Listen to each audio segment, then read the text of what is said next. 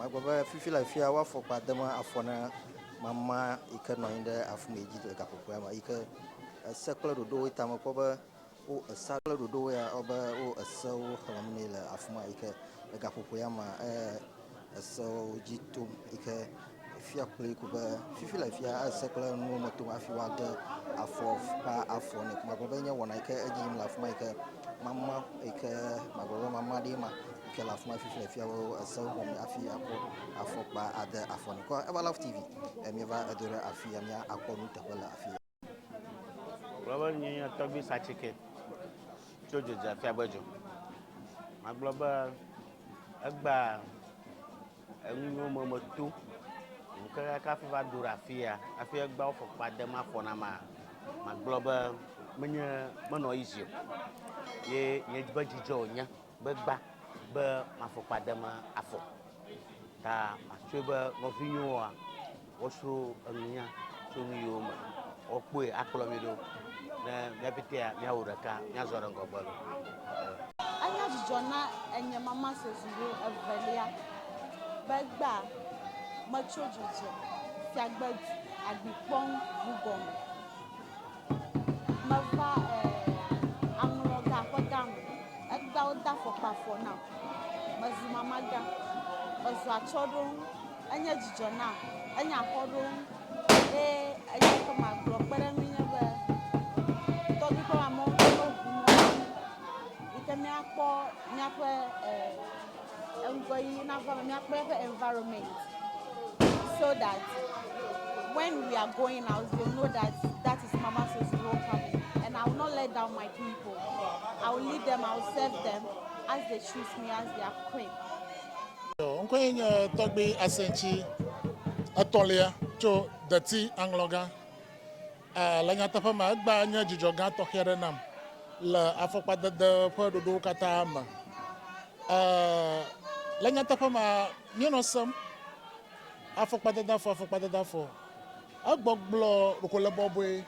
kaka wona yo motoga na lafia va do adogua agba fi ma va pebere manya nwuvio enuna ka gba afi na ma va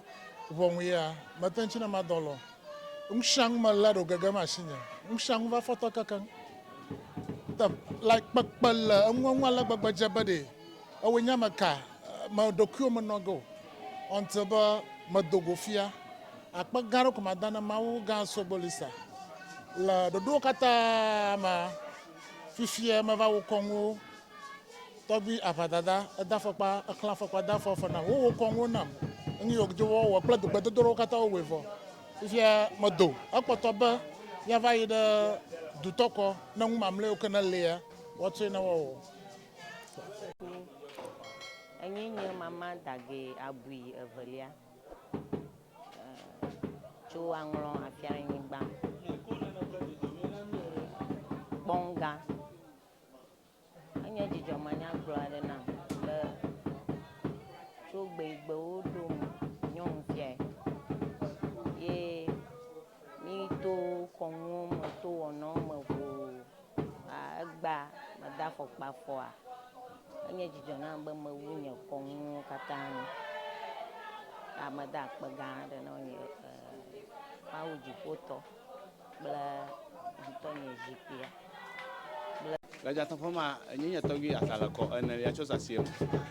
ma glue la nkwali ni maba wonyo kata matua egba mekpɔ mɔnukɔkɔe abe nye hã mege ɖe fiawo dome aŋlɔfiawo dome enye hã woakpɔ mado dzesi be menye tɔgbia sanukɔ enelia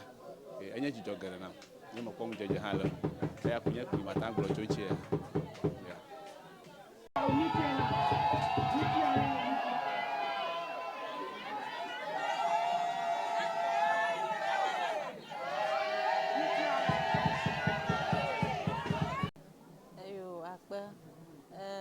Konyenye mama ablewo evelia